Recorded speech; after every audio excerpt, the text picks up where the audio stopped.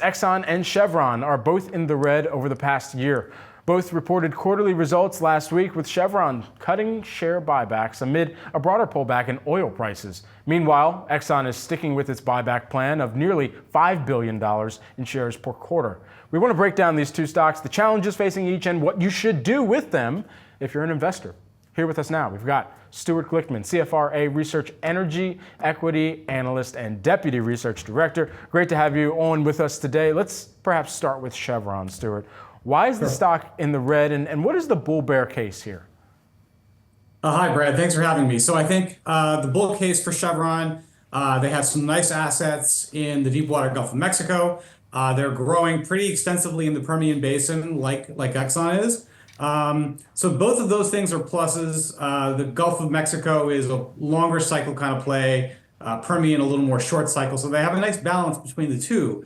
Now, for the challenges with Chevron, number one, they have a joint venture in Kazakhstan, Tengiz Chevroil, which has done an expansion, but it was very delayed, over budget. That has caused problems. It looks like they're starting to get to the bottom of those problems, but it's been a long time coming. Secondly, their earnings on the upstream have actually trailed those of Exxon, at least in the last quarter. They really didn't do as nearly as good a job as Exxon did in the quarter on their operating income per barrel. And third, and probably the most important thing that's an overhang on the stock, you have this legal rock fight over Hess's 30% stake in Guyana, because Chevron has, of course, offered to buy Hess completely. Exxon is saying they have a right of first refusal over that 30% stake in Guyana, and Guyana is absolutely the crown jewel in Hess. So Chevron, if it can't win that court battle, and probably we're going to get to a resolution towards the end of this year, Hess is much less attractive without Guyana in it. So let's talk about Exxon. Why is it in the red over the past year, and what are the cases for the animal spirits surrounding that stock? Right. So Exxon and Chevron and everybody else in the oil space is beholden to what happens with oil prices. So oil prices averaged $77 a barrel for WTI. Today we're trading at around 57. When we entered the year, I thought that WTI probably would average about $65 a barrel. I've been underweight energy since August of last year. But there are reasons to like Exxon. Exxon has a 45% stake in that Guyana project that Hess owns 30% of. It is far and away one of the biggest contributors to incremental volume growth for Exxon. Even for a company of their size, it actually does move the needle. Exxon has done a better job than Chevron at generating return on invested capital over the years. Their balance sheet is a fortress. Net debt to cap is around 7% right now. Chevron's is pretty good too, but Chevron's around 14%. And Exxon has really kind of shied away from a lot of the renewable energy investments that many other super majors pursued. And I think the proof has been in the pudding. Their returns have been better than companies like a BP, for example, which is struggling.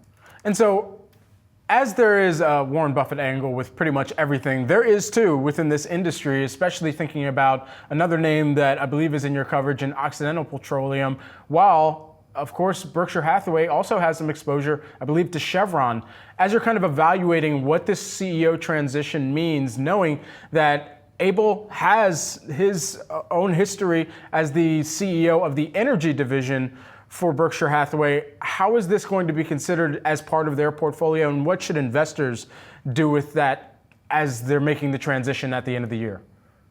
Right. So I think when Berkshire invested in Oxy, I think they were really approaching it with a very long-term view of where oil prices are likely to go. And I think, to be fair to the energy bulls out there, I do think the longer-term picture for oil is going higher. I think this year is going to be choppy and difficult. But if you're Warren Buffett and you make that investment in Occidental and you get that fairly juicy 8% yield on the preferreds, plus the upside potential from the commons, if oil prices move up, I think this is really a bet on oil over the next 10, 15, 20 years, and not so much what happens in the next year or two. So with that kind of mindset, the lack of investment that many E&Ps have undergone in the last few years will eventually come home to bite. For every dollar of operating cash flow that your random E&P takes in these days, they're spending maybe 45 or 50 cents of that and redeploying that back into the oil field.